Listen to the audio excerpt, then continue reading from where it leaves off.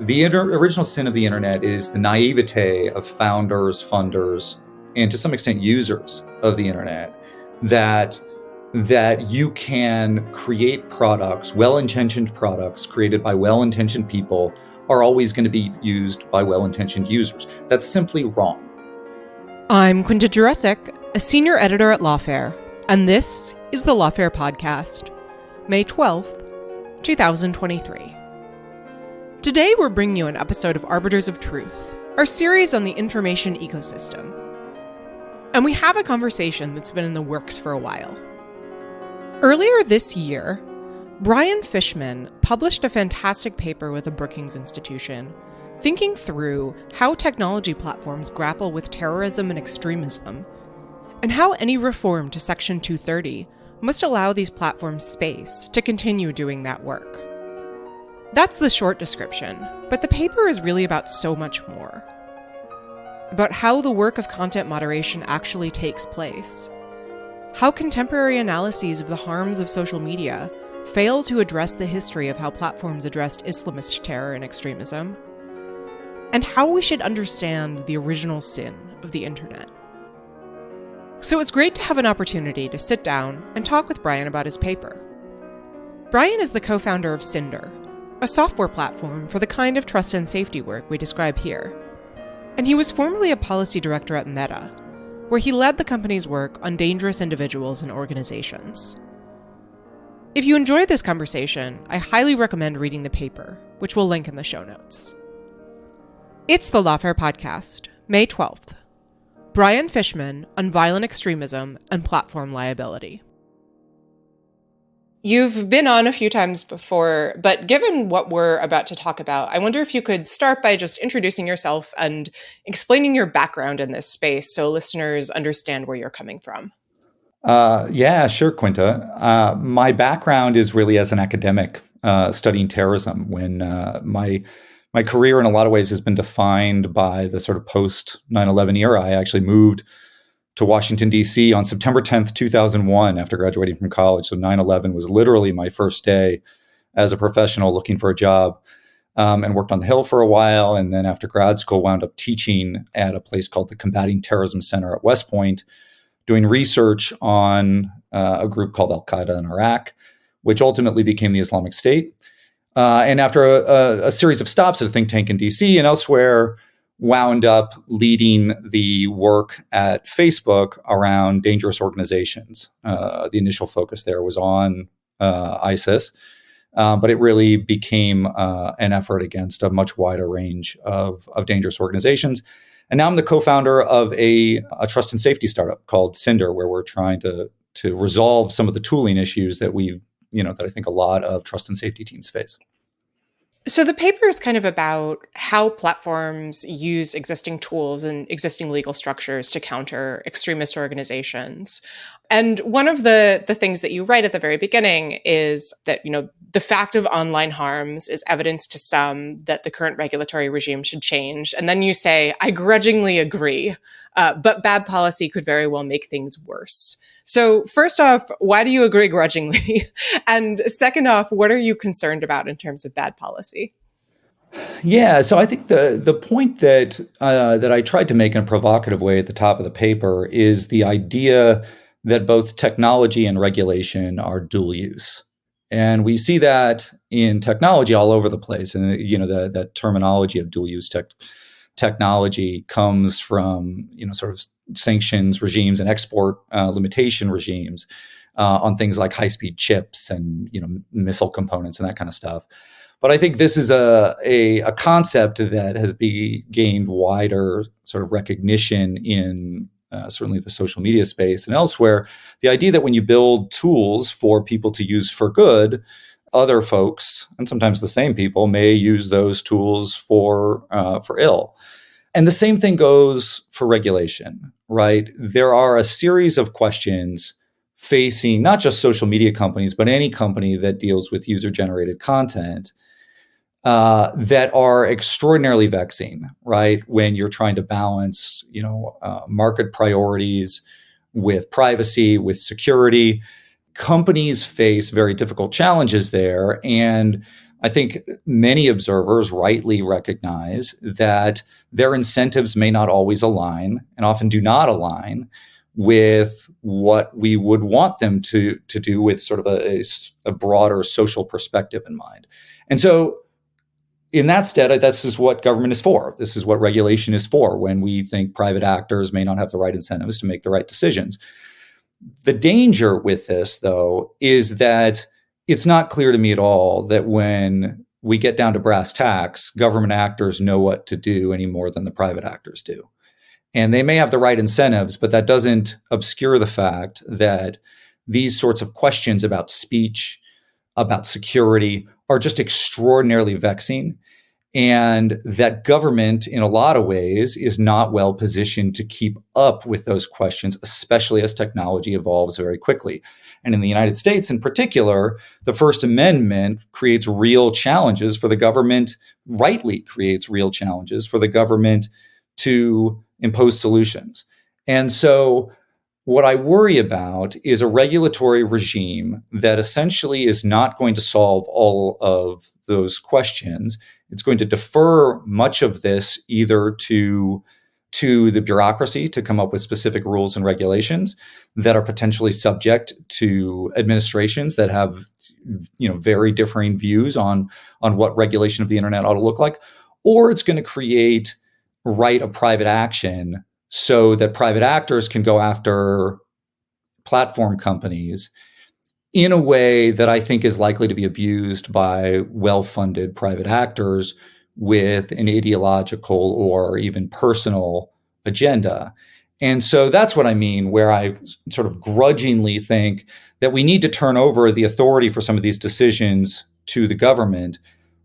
But I'm really concerned about what the government's going to do in that stead. And I think there are some decent answers. I think the EU has taken a good stab at things with the DSA, though I don't agree with all of it. And there are big questions about what it'll actually mean. But in the United States, I think, fundamentally, there are just a lot of big questions out there. And you see a lot of talk from Capitol Hill and not a lot of action. And the reason is that they don't have a lot of good answers. And I think we just have to look at that square in the face.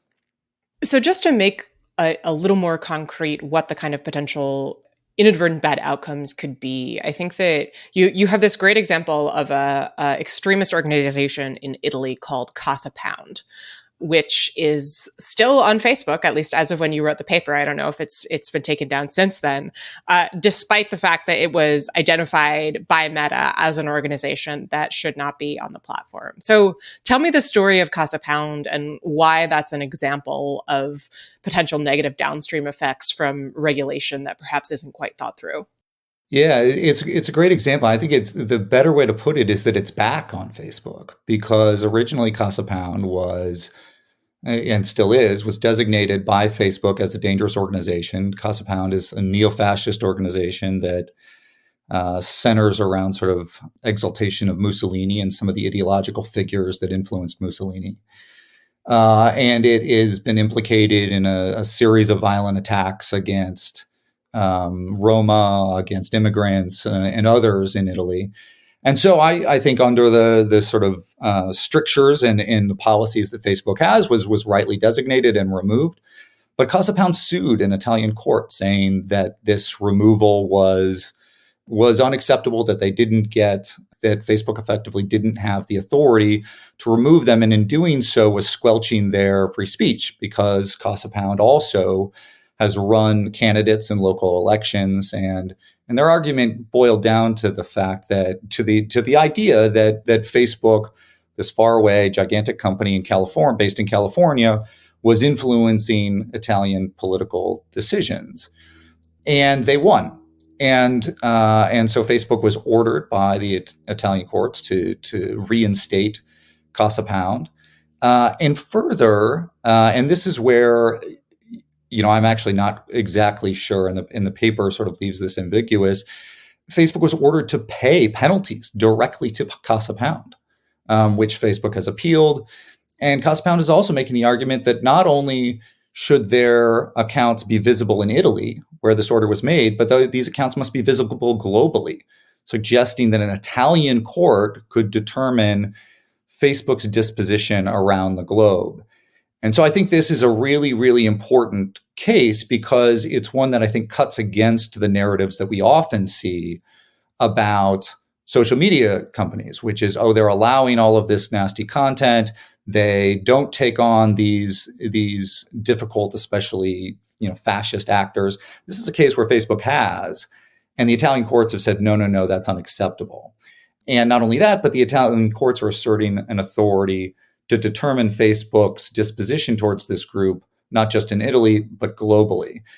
And I think when we think about a regulatory action in any country in the world, this is how they're going to think about it. You look at some of the geographic elements of this are really important. Look at the response, some of the media articles recently about folks using VPNs to circumvent Utah's recent regulatory restrictions on underage users of the internet. That's why the Italian courts are saying, no, no, no, our decision must be global. Because as a practical matter, if it's not global, it's sort of meaningless. And this is what Utah's running into right now. But if we conceptualize that every regulatory agency in the world can set global policy, effectively global policy, then these platform companies have absolutely no way to implement it. And I think, in that construct, it's a place where the United States and US regulators and lawmakers, by doing nothing, are ceding a tremendous amount of authority to political actors outside the United States that are going to take action. If we think that being able to regulate the internet is essentially a space for geopolitical competition, the United States is really ceding that space right now. So this is another reason why I think Congress and the administration really ought to feel as if they need to step into that gap, because if they don't, other countries are going to fill it, and they may fill it in ways that we disagree with. And so just to really drive the point home, so for listeners who are less familiar with the legal landscape, the reason that Casa Pound could not do that in a U.S. court is because of, among other things, Section 230, which protects platforms for legal liability for choosing to take material down. But of course, there's also the First Amendment, right? So just to play devil's advocate for a minute, why couldn't we just say, well, let's say some well-intentioned, but ultimately not quite thought through Section 230 reform scraps Facebook's or Meta's ability to, take down this material without opening itself up to liability. It could still say, we're a private entity. We have a First Amendment right to not let this material on our platform. Why isn't that sufficient? And why is it, in your view, that policymakers need to be more careful about thinking about the statutory element here, as well as the constitutional sort of backstop? Because Facebook isn't the entire internet. So much of the debate about the internet's ills focuses on Facebook, and for understandable reasons. It's obviously a gargantuan player. All sorts of terrible things happen on the platform. And so it deserves and should expect to receive that kind of scrutiny. At the same time, Facebook has resources and capabilities that most platforms only dream about. And if we create an environment where smaller companies that may have tens of millions, even hundreds of millions of users, but have nowhere near the sort of revenue that Facebook has, to defend themselves against, endless lawsuits by various actors with an ideological or political grudge, then I think what you're going to see is a real squelching of discourse writ large. And I think the worst case scenario are the kinds of lawsuits that we saw Peter Thiel lay against Gawker, where essentially driving Gawker out of business. This is the sort of thing that I think is possible when it comes to smaller platforms, because 230 doesn't provide, 230 piggybacks on the protections that the First Amendment provides. But 230 also allows platforms an easy way to get these cases dismissed, so they don't have to defend themselves at length against every single case out there. And I think that that's a really important dynamic when you look beyond Facebook, beyond Google, at some of those smaller platforms. And so I'm really wary of the efforts to dismiss 230, because I do think it will give well-capitalized organizations the ability to apply pressure on those smaller platforms. And those smaller platforms, or even, Twitter oftentimes gets lumped into a category, or at least historically. I think today Twitter is in its own category, but historically Twitter was put in the same category with Facebook and Google because it was so prominent. But it had nothing like the resources that Facebook and Google, have had over the years. And so even a company like that would be, susceptible to the kind of pressure that a well-capitalized litigant could bring against it. So now that we have that on the table, I want to rewind the tape a little bit and go back to the 1990s, which in your argument is kind of where we really need to start if we're going to understand the current state of online harms and the online information ecosystem. That, we're leaving out a big part of the story. If we begin the story that we're telling with, say, the rise of Facebook and contemporary social media. So why is that? Why are the 90s and the sort of earlier era of the internet so key to understanding what's happening online now in terms of online harms? I think there are a couple of reasons, and I might even start in the 1980s. To be honest, so I think there's often a dynamic where critics of our contemporary internet, they create sort of a mythic past of the internet, that existed in the 1990s, where this was pre-social media, pre-recommendation engines, pre sort of the ad-driven business model.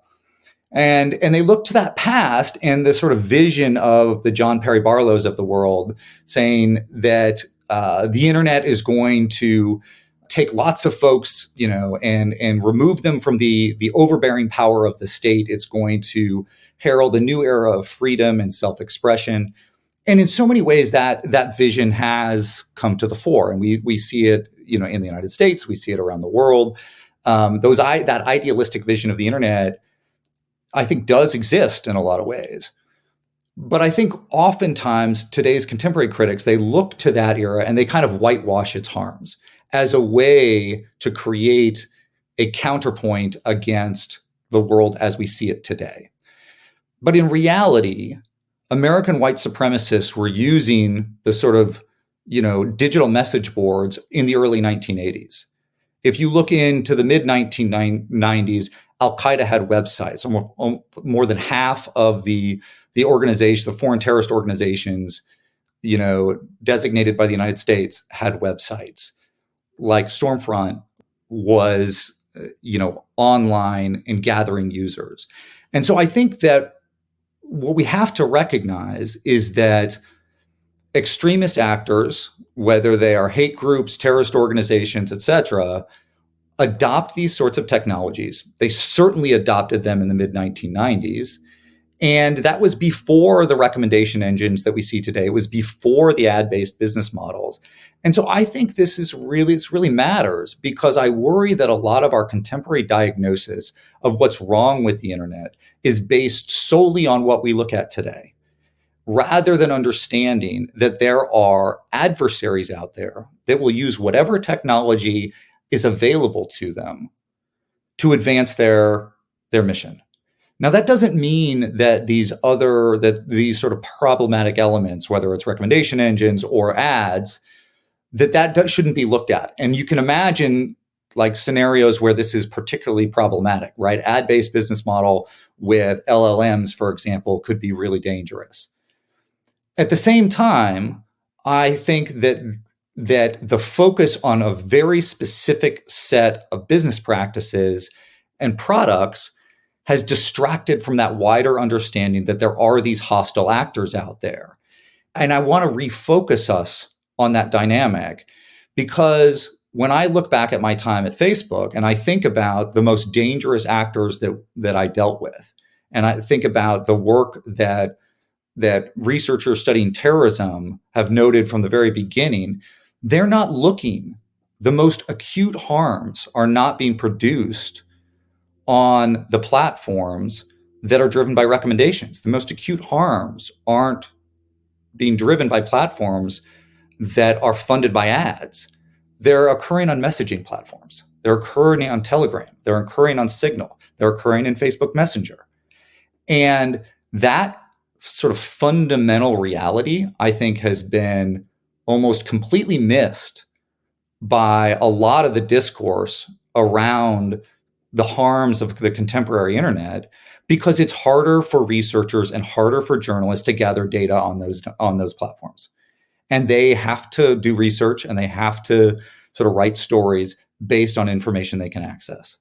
And I think that has led in a lot of ways to a misdiagnosis of where this sort of harm comes from and a misdiagnosis of how it manifests. And so I think, look, the lesson from my perspective is we have to make sure that every platform understands that its tools can be abused. And that if you don't get to sidestep that responsibility just by funding yourself, but through something other than ads. You don't get to sidestep that responsibility just because you are not dependent on recommendation engines. If you're building a platform that is going to have user-generated content, you have very significant responsibilities to make sure that they aren't abused by actors that have a direct and purposeful intent to create real social harm, violence in the real world in many cases. But that's not the only one, right? You can think about child safety, you can think about all sorts of things. But I worry that our sort of contemporary social media critics have focused so narrowly on those elements and haven't looked at the history of these harms online, that they've essentially created a moral hazard in Silicon Valley for folks that don't have those sorts of business models, don't have those sorts of products. And I want to make sure that everybody understands those risks fundamentally. We all have a piece, we all have responsibilities here. And I think that has gotten lost, ironically, in part because of the criticism of a few technology companies and a few specific types of products. And so when it comes to those types of products, the features that you've referenced are algorithmic amplification. And we've seen a lot of that recently, obviously, with oral arguments in Gonzalez versus Google, which has to do with whether or not Section 230 shields platforms from liability for algorithmic amplification. A lot of discussion around, for example, Instagram's algorithms and whether they're harming teenage girls' body image. We have also seen, as you say, a lot of discussion around, whether the sort of ad-based model for funding the digital ecosystem is healthy. And you've been very gracious and haven't mentioned specific names, but I will point to one company that you did name in your paper, which is Substack, which specifically the founders wrote initially that ads, in their view, were the original sin of the internet, that they kind of create an environment that's focused around grabbing and selling attention, and that their platform was going to be different because they were going to base it on a subscription model, and that would create, different social dynamics. And of course, what we have seen since Substack launched to Great Plum a few years ago is that the platform has kind of increasingly become mired in disputes about what material should be allowed on it. Now, I will say I use Substack. I subscribe to Substacks. I have a Substack. So my hands are not clean here. But I do think that is a useful example to make what you're saying a little more concrete. Yeah, no, I mean, I did. I used some of those comments by the Substack founder in this paper, who talk about the original sin being ad-based business models. And that's not the original sin of the internet. The original sin of the internet is the naivete of founders, funders, and to some extent users of the internet, that you can create products, well-intentioned products created by well-intentioned people, are always going to be used by well-intentioned users. That's simply wrong. It is like full stop wrong. Like, hostile users are going to use your products, and they're going to use your products whether or not you are selling ads to fund them or are using recommendation engines. And as a result, you need to figure out what you're going to do when those hostile users use those products. And they're going to use them. They're going to use the features to advance their own interests. And oftentimes they're going to use features that everybody else uses to advance their interests. And I think that sort of fundamental truth is both really frustrating because it makes it a lot harder to solve things, right? You're using Substack, and all sorts of people use Substack is a net benefit in the world, even if it has these downsides, right? And so I don't want to be in a position, and I'm certainly not making the argument that these products we should get rid of them, or that they should be, banned or whatever. I don't think that. I think that the internet is a net benefit to society. I think that these products are a net benefit to society. But I do think that these companies have a real responsibility to recognize that there are going to be hostile actors out there who are going to abuse the tools that they've built to advance really nefarious agendas. And that when you're in the business of building tools, you have to also be in the business of understanding how they will be abused, because they will be. And that's the point that I think many critics of contemporary big tech have actually facilitated that kind of moral hazard by making this very feature-based argument. And I think it's a mistake, because I think those features and those business models are going to change over time. But the responsibility that founders, funders, and early adopters have is not. We all have a responsibility when these new sorts of tools come out to make sure that they are developed and used in responsible ways. And focusing specifically and narrowly on a couple of features is a mistake in my view. So you came to Meta with a background in studying terrorism. Can you talk a little bit about what it looked like to try to combat terrorism from your position within the platform, and how you kind of used the lessons that you're deriving from, the sort of the 80s and 90s into developing the platform's policies? Yeah, I think one of the most interesting, Facebook had a set of policies in place when I got there. I started at Facebook in early 2016. And the mission at that point was really to deal with ISIS. Platforms had been extremely slow, in my mind, to get serious about dealing with Al Qaeda and the sort of emergent Islamic State. Yeah, all of them were. And Facebook sort of had its come to Jesus moment in 2015 and hired me in 2016 as a function of that. And I think, the interesting thing about this was less the development of the policy itself, but the development of our early strategy for dealing with that organization in particular, because I think there are some lessons there. You've got a couple of different ways to approach these hostile actors. One is, you can be reactive. When a user says something is bad, you can take a look at it and you can sort of do those sorts of things. You can try to understand and build up AI to identify things proactively and sort of approach it from that perspective, which is good and useful. But the thing that we did first off in dealing with ISIS was we built an intelligence cycle.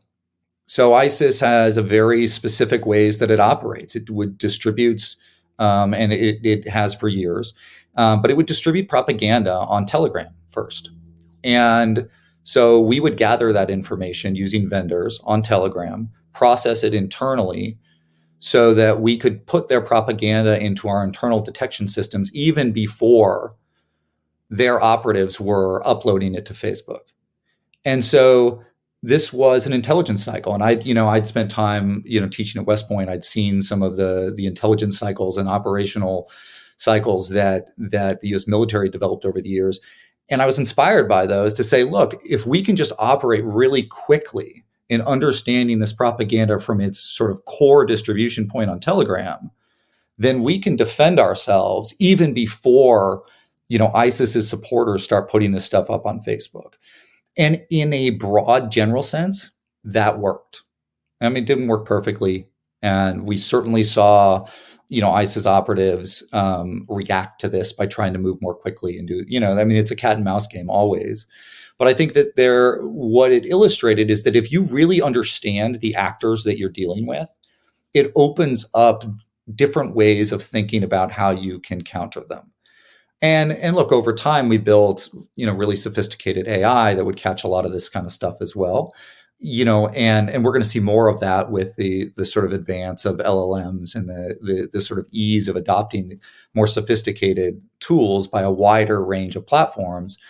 But I think that, when you go after these groups, it really helps to have subject matter expertise in how they operate.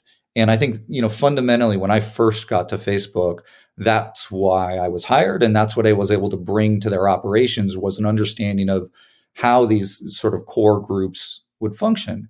Now, I think it's worth noting, though, you can't be an expert on everything.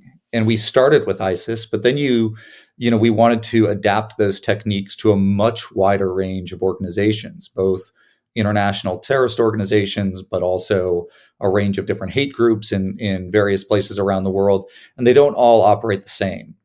And so I think that is the counterpoint to this argument about really understanding the groups you're dealing with in a granular way, is that works when you've got an extraordinarily high priority problem like deal with ISIS on Facebook.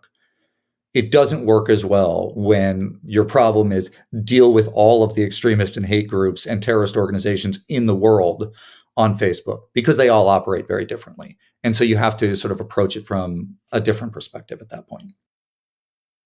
Yeah. So how did the techniques that you were using change as the threat shifted? I mean, over the time that you were there, sort of general focus on extremism shifted really from ISIS to far right extremism in the United States. Correct me if I'm wrong, but I believe you were at Meta through January 6th. So obviously there was a lot going on in that space. Did you change how you were thinking about addressing these issues based on the actors who were involved, as you've described?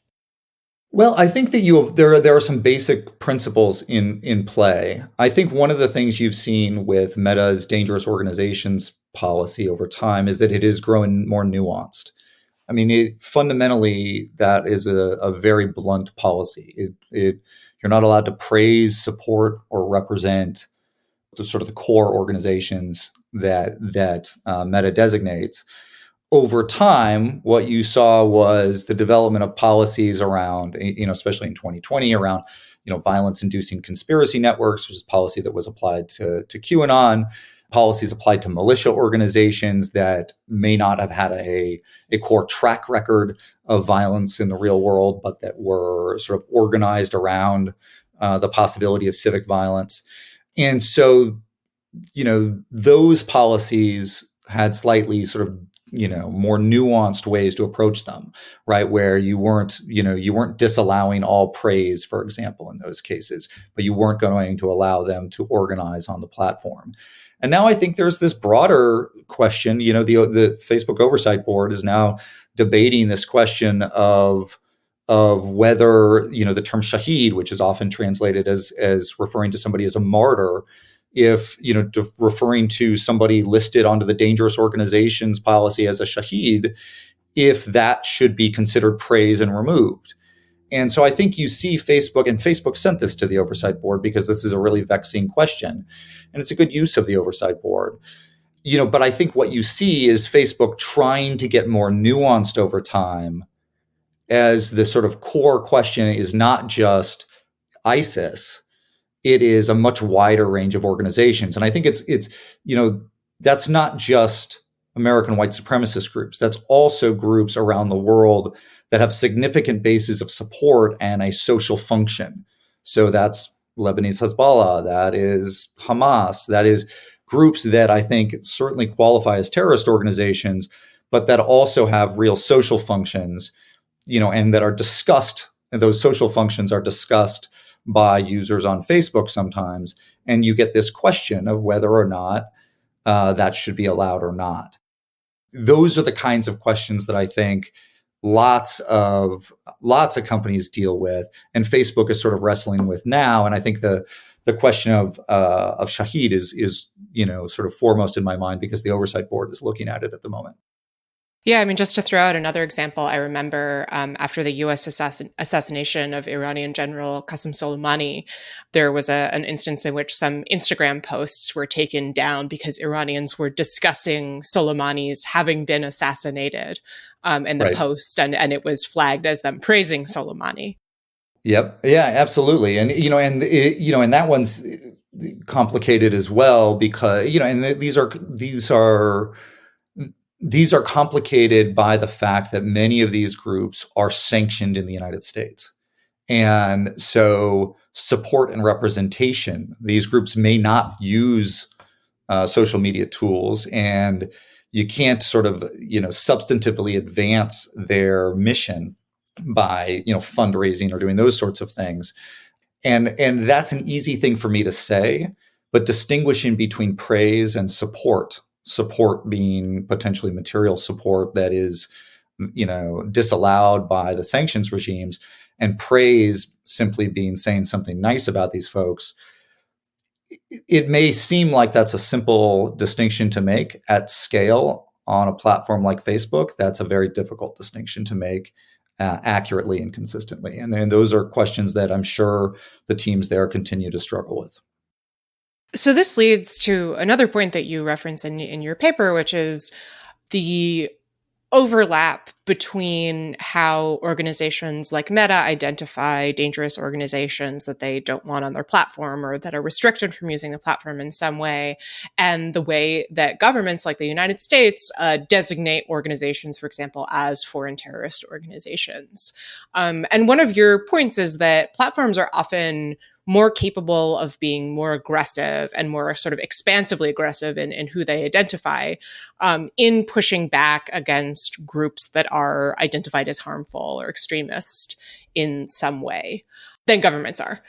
So why is that? And what are the implications of that for how we think about platform regulation? Yeah, it's a really good question, Quinta. I mean, I think that it's counterintuitive for a lot of folks, but because of the public narrative around the broad public narrative around Facebook's approach to white supremacist organizations and in groups like that. But Facebook's approach to these kinds of groups is far more expansive and aggressive than any collection of Western governments, right? And the number of groups that Facebook prohibits is far broader. The scope of what it prohibits about those groups is far broader than what governments can address. And I think that's Facebook's list is probably the broadest and most comprehensive operational list of extremist groups in use by any organization. That said, the comparison that I'm making between a private actor and government actors is strained to begin with, right? Because government actors have a wholly different set of obligations, in part because of their ability to imprison people, and they ought to be sort of defending broader principles than simply, including free speech. And so and in the United States, the First Amendment fundamentally limits what the government can and should do, and rightly so. And so I think two things are true at once. Facebook has gone far beyond what governments can and should do, but that doesn't mean that they've necessarily gone far enough. Private actors have a responsibility to make sure that their tools and the spaces that they control and create are welcoming to everybody, enabling or allowing groups like white supremacists, neo-Nazis, and others to operate in them is fundamentally hostile to others and creates an environment that can be considered hostile to others. And I think private actors have a responsibility. Where this really matters, though, is that governments, I think at some points, have wanted private actors to take action against those sorts of groups. And that's a really tricky place to be, because you don't want a private actor like a platform taking action on behalf of a government when the government doesn't have legal authority to take action. You don't want an environment where a government is essentially creating a liability regime for that platform because they don't actually have the ability to make something illegal, right? And this is the kind of thing that the British were looking at with the Online Harms Bill, where they had this concept of legal but harmful, where there were certain organizations and certain types of speech that were deemed legal, but they wanted to create liability for platforms because that material was harmful. ultimately a lot of that language has been removed from the bill, and I think rightfully so. If governments are going to take action based on the nature of a speaker or the type of speech, that needs to be really transparent. That needs to be out in the open. It needs to be debated at a social level. It needs to be vetted by the courts. And I think it is quite dangerous, the notion that the legal but harmful concept that the UK was debating, where a government could potentially be creating liability for that private actor without making the speech itself illegal. And I think that, the only way for platforms to really defend themselves and defend the notion of free speech in these situations is to have policies of sort of radical transparency around any communication with governments about these sorts of questions. And that's where I'd like to see platforms go more and more, is anytime a platform gets communication out of normal channels, out of a normal sort of user reporting channels, whether that's from a government or from an NGO or from a journalist, that leads to actions on the platform itself, even if those actions are taken as a function of platform policy, those are things that ought to be disclosed. And you'll note that I included NGOs in there because I think sometimes this pressure coming from human rights organizations, activist groups, is just as intense as it is when it comes from governments. And folks will say, well, yeah, but those kind of organizations don't have the levers of power that governments have, and that's definitely true. But they do have the ability to generate a ton of bad press, and that is a form of real power. It can be abused, and platforms ought to have policies of radical transparency around any of these sort of out of channel engagements that lead to actions on the platform. So transparency and the need for clarity around platform obligations, as you said, is one of your big recommendations. That, rather than thinking about tweaking 230, we should be thinking about making sure that we're getting what we need in terms of that transparency. But you set out some other recommendations as well. One that has to do with sort of thinking about these platforms on a sort of higher altitude systemic level, and then one that has to do with a surface-based approach. So let's start with the sort of the high altitude issue, which you describe as a system, not anecdote. What do you mean by that, and why is it important?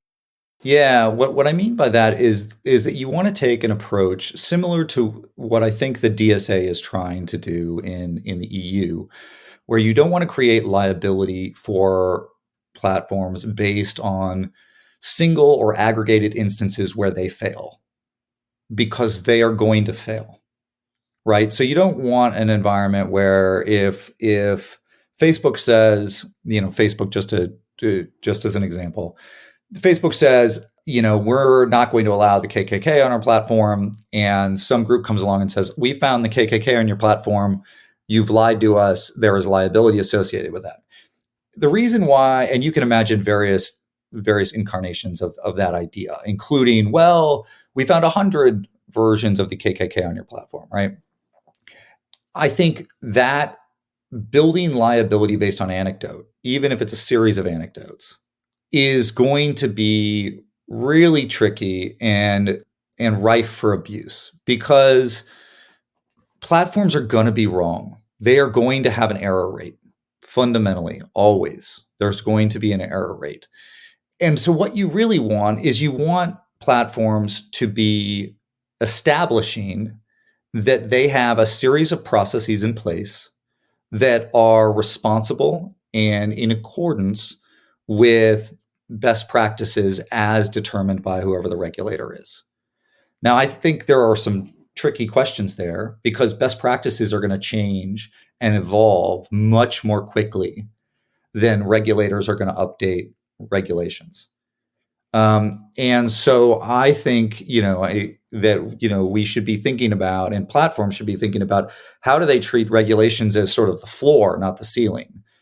We'll see whether that actually happens. But I think you've got this dynamic where you want to make sure that platforms are putting in these systems rather than holding them accountable for single failures or collections of single failures, because that process of identifying those failures is part of the process of getting better. And we see this in other places in this, cybersecurity context.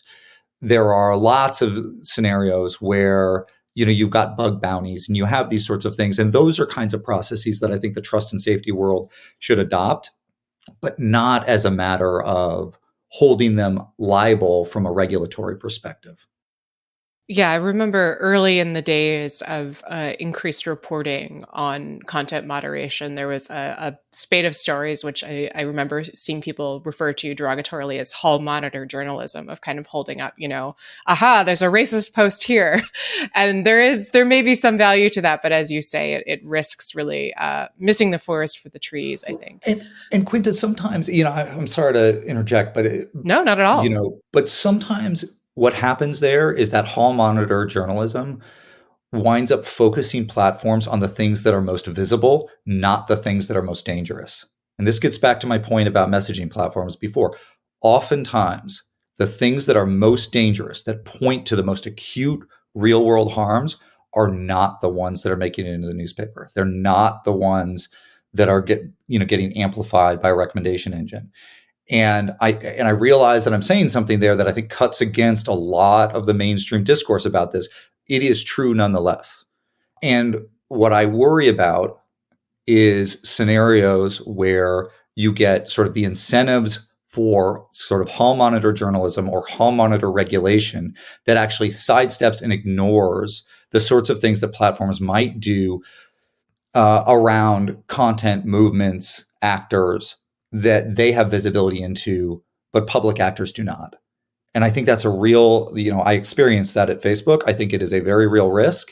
And so I think the kinds of approaches that I think the DSA is focused towards, of trying to ensure that these platforms have real systems in place, is the right general approach. So let's talk next about surfaces. What is a surface beyond, the surface of my desk on which I'm resting my coffee cup? And why do you think that it's a better model for thinking about transparency and online safety? Yeah, so when I think about a surface, this is any component of a digital system where a user can generate content. And so this is something that is more granular. And again, I'll use Facebook as an example because it's what I know best, not because they are the only issue. But this is even more granular than something like, okay, you've got your Facebook news feed and you've got Facebook Marketplace, right? Within a news feed, you've got a username, you've got a post, you have a comment, you have the about section of your profile, you have the photos that you can associate with your profile. All of those different things are surfaces because they are places where a user can generate content. And as a practical matter, if we approach this as a paranoid maniac, as I am, and as I think we ought to, then all of those spaces are potential vectors for harm. And what's important about this is that you can set up defensive systems if you're a platform, whether it's detection systems and review systems, whatever else it is, that work on some of those surfaces, but do not actually work at all on the others. And so what we want, one of the core things we want to do as we think about, incentivizing platforms to develop effective systemic sort of solutions for minimizing harm, is we want to incentivize them to make sure that they've got detection and review and all of these sorts of protections in place across all of those surfaces. And so my thought process is if we're going to require increased transparency and really try to understand this systemic steps that platforms have taken in order to protect their platforms, we actually really want to have information about what they're doing across all of those surfaces, not just allow them to say, hey, we've got image hash detection and we've got a list of keywords that we're looking for. Because if you do that, then maybe those things are working on one platform, or one surface, but not another. And that means that you're leaving some surfaces totally undefended. And so this is why I think Surface, is an important way to think about it. One of the things I do in the paper, though, even though I advocate for the sort of use of surfaces here, is to say that using this framework would be really onerous for platforms. I think, especially at the beginning, because it would require platforms to identify all of those surfaces and sort of really go through a rigorous process of saying, well, here's what we're doing on this one and this one, but not that one, etc. And we have to decide whether we want to require that level of granularity in platform disclosures about the sorts of trust and safety protections that they're putting in place. And it might be easy to say, yeah, we do want to impose that kind of granularity. And I think I do.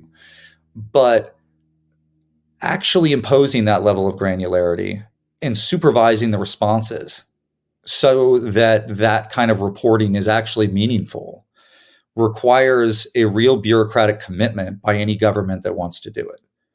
And we're starting to see that out of the EU, out of the UK, where they are investing significant resources into new bureaucracies to do the monitoring for their new regulatory regimes. But I think that would be really controversial in the United States. It would be expensive. It's not clear where that should be hosted. And it's not clear that either the EU or the UK, even though they've applied significant resources, have applied enough. We just don't know yet. And so I think that the sort of surface-based approach, in my mind, maps to the incentives that we actually want to create for these platforms more so than like a user-based incentive, like the DSA creates new obligations depending on your monthly active users in the EU. And you can understand why they're doing it this way, right? If you're a larger platform, you should have increased obligations. But sometimes larger platforms don't actually have a lot of resources. Sometimes larger platforms, we don't want to disincentivize companies to grow. Does that do so? And in my mind, the surface-based approach matches to the way threats actually manifest better and creates the incentives that we actually want to create for the platforms, which are hopefully productive incentives rather than punitive incentives. So I would be remiss not to ask you about the hot topic of the moment, which of course is generative AI. And you talk a little bit in the paper about the sort of promises and pitfalls of using AI for this kind of trust and safety work. But I'm curious whether the explosion of ChatGPT onto the scene has changed your view at all. How likely is it that ChatGPT will be able to help companies in this kind of content moderation work? So I think that products like ChatGPT will help companies. Major companies use AI today and have for years. There are a number of companies that provide sort of off-the-shelf classifiers to try to identify hate speech and these sorts of things. The difference with LLMs, I think, is twofold. One, you engage with them via natural language rather than setting firm thresholds for the likelihood that something violates. And that is a little bit of a difference, and I think actually may facilitate better sort of regulatory engagement because lawyers are used to using natural language, I think, more effectively than setting, hard percentages for, how often is it okay that your hate speech classifier removes content that is not actually hate speech. If you're trying to figure that out with a traditional AI model, you have to pick a number. How often? If you're doing that with an LLM, it's a little bit fuzzier, at least with a lot of the LLMs that exist today. Now, that may change. But I think the other and more fundamental thing that the LLMs are going to do is that they can respond to a written prompt, policy prompt. So you can say, okay, here is my definition of hate speech. Use it to assess the content that is coming through my platform. And Facebook might have one definition, and Google might have another, and Substack might have another, or whatever it is. And the same LLM can be used to make slightly different decisions based on the precise guidance of those different platforms. And that's a little bit different than retraining a model on its own, where you have to go through and sort of have a human being make decisions based on all of those different policy frameworks and then use that data to retrain the model. With these modern LLMs, they can just read the policy itself. And where this really gets interesting and exciting, I think, for trust and safety teams is that it potentially really speeds up the process of iteration.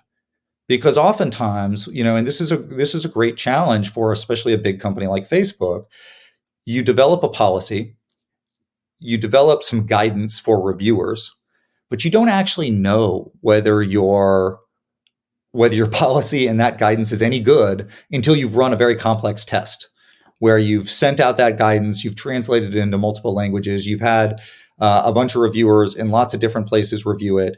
That process is really slow. Now, there's probably bureaucratic things that can be done to make it faster, but overall, that process is really slow. If you can have LLMs do some of the iteration for you by looking at different versions of a policy, look at different versions of guidance to reviewers, and run through a set of prompts really quickly, then you can actually update things and iterate more quickly. That's a really important capability when you're dealing with adversarial actors, whether they are extremist organizations, terrorist groups, fraud rings, whatever it is, that are iterating really, really fast. And I think that's one of the dynamics that you see here is that historically, the attackers on the internet iterate more quickly than the defenders, generally speaking. One of the promises of LLMs is not just scale, though it is scale also for the defenders, but it's also the ability to iterate that guidance more quickly and keep pace with some of those attackers. Now, this is obviously going to be counterposed against the reality that those attackers are going to use these LLMs too. And, I think lots has been written and lots has been said about the potential for disinformation and spam more broadly. But I do think there are real opportunities here for the defenders of the internet also. That's really interesting. So I want to close by just asking sort of zooming out a little and thinking more about the particular moment we're in. I think you've just made a pretty strong case for how generative AI and LLMs are not necessarily spelling doom for everyone, but might offer some really exciting new possibilities. At the same time, when I look at the landscape right now of how major platforms are thinking about trust and safety issues, I worry that we're in the bit of some kind of a retrenchment where you alluded to Elon Musk's Twitter takeover earlier. Obviously, Twitter's trust and safety team is pretty much disintegrated. The platform is in free fall. Musk seems set on making it a happy, friendly place for many, many hateful folks to be. Trust and safety teams across the rest of the industry have been really, really hurt by waves and waves of layoffs. And there's a general sort of political skepticism on the right that's received increasing attention in Congress of the project of content moderation at all and sort of terming that censorship. And so I think you've set out a really compelling framework for how to think through these issues here. And yet I worry that we're sort of at a moment where we're facing, if not a backlash, some kind of reaction against this sort of project of improving the health of online spaces. So I'm curious what you think of that. And maybe I'm wrong to begin with, but how you kind of would situate this discussion in this particular moment? Yeah, I think, I don't have a perfect answer, Quinta. I think there is a backlash going on to some extent, right? I mean, you see it with Twitter, but I don't think that's the whole story. I think Twitter's great power, in my mind, has always primarily been the ability to influence sources of power, right? The mainstream media, the political class, et cetera, especially in U.S. political discourse. And so I think it does have an outsized place as a function of that dynamic. I think that as platforms lay folks off and downsize, this will have an impact. And there's just no sugarcoating that reality. It's going to have an impact, not just at Twitter, but elsewhere. At the same time, I think that there are the trust and safety as a sort of professional focus is getting more sophisticated all of the time. 5 years ago, I think the most sophisticated in a lot of ways, I was always thinking that the debates we were having internally at Facebook were more sophisticated and thoughtful than the ones that were happening outside of Facebook, right? At least the ones I could see outside of Facebook. Now, I think that public discourse has caught up in a lot of ways. I think and that's because there's a lot of folks that have come out of trust and safety teams, and you've got groups like the Trust and Safety Professional Association and the Integrity Institute and others that are trying to bring these discussions into the more mainstream discourse and bringing some of that internal discourse to it. You've also seen people come out of these companies and move into regulatory positions that I think, not just in the United States, but outside of the United States, that I hope will improve some of that discussion. But the other piece of this is that everybody in the trust and safety world now, like there has always been regulation sort of, in the background for trust and safety operations. In my world, it's been sort of sanctions of foreign terrorist organizations primarily. But there's been obviously rules about, child sexual abuse material and everything else. But now you've got everybody trying to figure out what to do with the DSA. And so there is an external framework that is driving focus on trust and safety that didn't exist before, right? Before, I think you had a dynamic where everybody or many companies could sort of sit in the shadow of Facebook, and Facebook took a lot of the heat, and rightfully so in many ways, but took a lot of the heat for the industry as a whole. And now there is an obligation that creates requirements for everybody.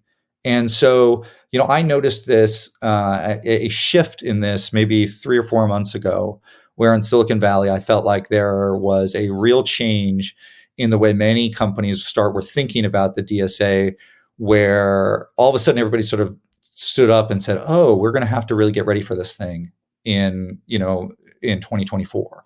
And you start to see that, and I see that in conversations as a founder of a company that helps deal with some of these things, right? And so I do think that there are countervailing pressures right now. And it's not totally clear how that's all going to shake out. Whether some of the financial constraints and the ideological constraints that folks like Elon Musk represent, how those are going to interact with sort of the legal pressures and the unclear and ambiguous implications of the DSA. But I do think that we're not in a place where we were 5 years ago, where the only thing that mattered was how much do companies care about this. Now it's how much do companies care about this, and what happens to them if they don't show up?